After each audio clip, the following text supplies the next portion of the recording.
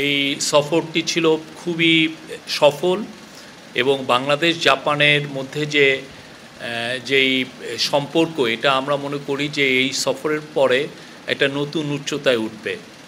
এই সফরে তিনটা বিশেষ আউটকাম ছিল। একটা হচ্ছে যে অবশ্যই আমাদের সাথে জাপানের যে বায়োল্যাটারাল যে রিলেশনশিপ, সেটা আরও গভীরতর, সেটা আরও স্ট্রঙ্গার হলো।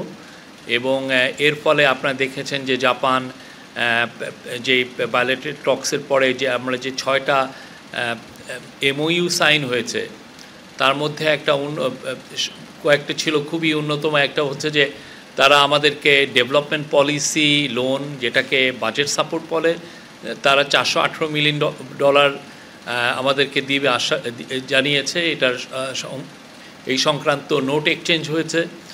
তারপরে জয়দেবপুর ঈশ্বরদী ডুয়াল গেজ লাইনটা আমাদের খুবই ইম্পর্টেন্ট, বিশেষ করে বাংলাদেশের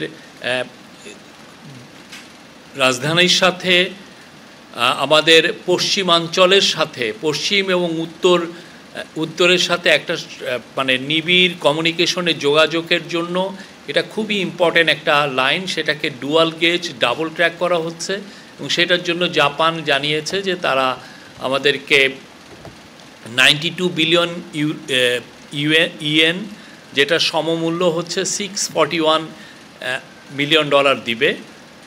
এবং ওরা আরও $4.2 মিলিয়ন আমাদেরকে দিচ্ছে বিভিন্ন স্কলারশিপে এবং হিউম্যান রিসোর্সের ডেভেলপমেন্টের জন্য। তো এবং জাপানিজ প্রাইম মিনিস্টার শিগেরু ইশিবার সাথে খুবই সৌহার্দ্যপূর্ণ একটা মিটিং হয়েছে এবং আমরা যে ধরনের আশ্বাসগুলো চাচ্ছিলাম, ওনারা প্রত্যেকটাই আমাদের সাথে বলেছেন যে এই ইন্টারিম গভর্নমেন্টের সাথে তারা থাকবেন। এবং বাংলাদেশ ইন্টারিম গভর্নমেন্ট যে এই মিডি নিয়ে, মানে Maheshkhali Matarbari integrated development initiative, এটা নিয়ে যে একটা মাস্টার প্ল্যান করতে যাচ্ছেন, সেখানে তারা সর্বাত্মক সহযোগিতার আশ্বাস দিয়েছেন। তো এটা আপনি জানেন, এটার এই মিডি প্রজেক্টে আনুমানিক এখন পর্যন্ত প্রাক্কলন করা হয়েছে যে $29 বিলিয়ন লাগবে। তো $29 বিলিয়ন আমরা মনে করছি যে একটা বড় অংশ, মানে বড় সাপোর্ট আমরা জাপান থেকে পাবো। এবং জাপান বলেছে যে তারা ইন্টারিম গভর্নমেন্টের সাথে আছে এবং ইন্টারিম গভর্নমেন্ট এই ইনিশিয়েটিভগুলোই তারা সবসময় থাকবে। আরও দুইটা মেজর এই ট্যুরের মেজর দিক ছিল হলো, একটা হচ্ছে ইনভেস্টমেন্ট, জাপানিজ ইনভেস্টমেন্টকে অ্যাট্রাক্ট করা। আপনারা জানেন প্রফেসর ইউনুস বারবার বলছেন যে বাংলাদেশকে একটা ম্যানুফ্যাকচারিং হাব হিসাবে ওনার স্বপ্নটা বাংলাদেশকে একটা ম্যানুফ্যাকচারিং হাব হিসেবে ট্রান্সফর্ম করা। তো এই স্বপ্নর জন্য যেটা লাগবে, আমাদের প্রচুর ফরেন ডাইরেক্ট ইনভেস্টমেন্ট লাগবে। জাপানিজরা জানেন পুরো পৃথিবীতে তারা এখন ইনভেস্ট করছে। তারা আগে যেটা ছিল, তারা নতুন একটা পলিসি নিয়েছে, সেটা হচ্ছে চায়না +1। আগে ওদের অনেক ইনভেস্টমেন্ট চায়নামুখী ছিল, এখন চায়নার বাইরে যেয়েও অন্যান্য দেশে তারা ইনভেস্ট করছে। তো আমাদের চিফ অ্যাডভাইজার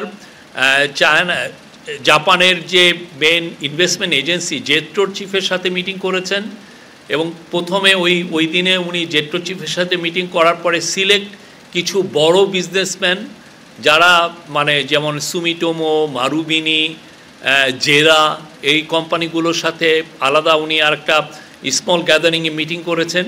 পরে একটা বড় একটা মিটিং করেছেন, সেখানে সব ইনভেস্টররাই ছিলেন, পুরো হাউসটা প্যাক ছিল। সেখানে উনি আহ্বান করেছেন জাপানিজদেরকে যে ইনভেস্ট করার জন্য। এবং উনি খুবই, আমরা বলবো যে আমরা খুবই ভালো পজিটিভ রেসপন্স পেয়েছি। যেমন আমাদের চায়না ট্যুরের পরে দেখেছেন যে কিভাবে চাইনিজ ইনভেস্টররা বাংলাদেশে এসছে।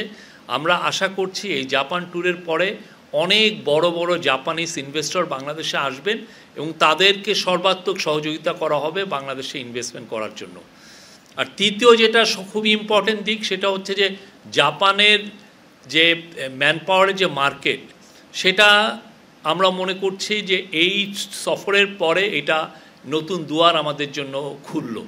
এটার জন্য কিছু এগ্রিমেন্ট হয়েছে এবং আমরা আশা করছি, এবং জাপানিজ কোম্পানিগুলো যারা আমাদের সাথে সেই এই সংক্রান্ত একটা সেমিনার হয়েছে, সেখানে জাপানিজ কোম্পানিগুলো জানিয়েছে যে তারা আগামী 5 বছরে বাংলাদেশ থেকে 1 লক্ষ লোক নিতে চায়, এটা ওরা এক্সপ্রেস করেছে। আমাদের এখন এই চ্যালেঞ্জটা আসলে আমরা তাদেরকে পাঠাতে পারবো কিনা, এবং সেই লক্ষ্যে প্রফেসর ইউনূস অলরেডি একটা টাস্ক ফোর্স গঠন করেছেন। একটা সমন্বিত উদ্যোগ আমরা নিলে 1 লক্ষ কেন, হয়তো আমরা এর চেয়ে বেশিও পাঠাতে পারবো। এরকম একটা কাজ নেপাল করেছে। নেপাল করার ফলে এখন 1.5 লক্ষ নেপালি জাপানে আছে। সেখানে বাংলাদেশে ওই জাপানে আছে ম্যাক্সিমাম, কেউ বলেন 32,000, কেউ বলেন ম্যাক্সিমাম 40,000। এর বেশি জাপানে বাংলাদেশি কোনো ওয়ার্কার বা বাংলাদেশি যারা ওইখানে পড়ালেখা করছেন, এদের সংখ্যা 40,000-এর উপরে হবে না। অলরেডি আমাদের কিছু কাজ করার কারণে এই বছরের প্রথম সেমিস্টারে 3,000 বাংলাদেশি গিয়েছেন জাপানে পড়ালেখা করতে। এটা রেকর্ড নাম্বার, এবং এটার মূল কারণ ছিল যে তারা আগে যারা 3,000 বাংলাদেশি গিয়েছেন জাপানের ল্যাঙ্গুয়েজ ট্রেনিংয়ের জন্য, এবং এই ল্যাঙ্গুয়েজ ট্রেনিংয়ে আগে যেটা হতো যে কিছু ব্যাংকিং সমস্যা হতো এবং এটার কিছু ভিসাগত জটিলতা হতো, সেগুলোকে আমরা রিজলভ করেছি, এবং রিজলভ করার কারণে এই রেকর্ড পরিমাণ 1 সেমিস্টারে 3,000 বাংলাদেশি গিয়েছেন সেখানে পড়তে। এবং আমরা আশা করছি আগামী আরও 2-3টা যে সেমিস্টার আছে সেখানে আরও অধিক সংখ্যক বাংলাদেশি যাবেন। এবং এটা বাংলাদেশি যে অ্যাম্বাসেডর উনি বলেছেন এটা অ্যাটলিস্ট 10,000 হবে। বাট আমাদের ইচ্ছা এই আগামী 5 বছর 1 লক্ষ বাংলাদেশিকে পাঠানো, এবং সেই অনুযায়ী কাজ হচ্ছে। ওই সংক্রান্ত যে সেমিনারে প্রফেসর ইউনূস বক্তব্য রেখেছেন, আমরা আপনাদের সেই বক্তব্যটা শেয়ার করেছি, এবং ওইখানে ইভেন যারা বড় করে তাদের সাথে উনি আলাপও করেছেন, 1-to-1 আলাপ করেছেন। এবং আমরা আশা করছি যে জাপানে বাংলাদেশের যে আগে যে ইমেজ ক্রাইসিস ছিল সেটা থাকবে না, প্রচুর বাংলাদেশি যেতে পারবে। এবং সত্যিকার অর্থে আমরা এমন সময় জাপানে এটা নিয়ে মুভ করছি যে এই সময় জাপানে যেগুলো ট্র্যাডিশনাল সোর্স থেকে জাপান তাদের শ্রমিকদেরকে নিতেন, সেই জায়গার থেকে জাপানে লোক কম যাচ্ছে। যেমন ইন্দোনেশিয়ার ইকোনমি বুম হওয়ার কারণে ওদের ইন্দোনেশিয়ার থেকে কম লোক যাচ্ছেন জাপানে। সিমিলারলি ভিয়েতনামেরও একই অবস্থা। আর মায়ানমার থেকেও অনেকে যেতেন, কিন্তু মায়ানমারে এখন আপনারা জানেন একটা যুদ্ধাবস্থা, সেই জন্য যেতে পারছেন না। তো আমরা মনে করছি এটা বাংলাদেশের জন্য পারফেক্ট টাইম, এবং আগামীতে আমরা মনে করি যে প্রচুর সংখ্যক বাংলাদেশি যাবেন। এটা একটা বাংলাদেশের ইম্পর্টেন্ট ম্যান পাওয়ার ডেস্টিনেশন হবে।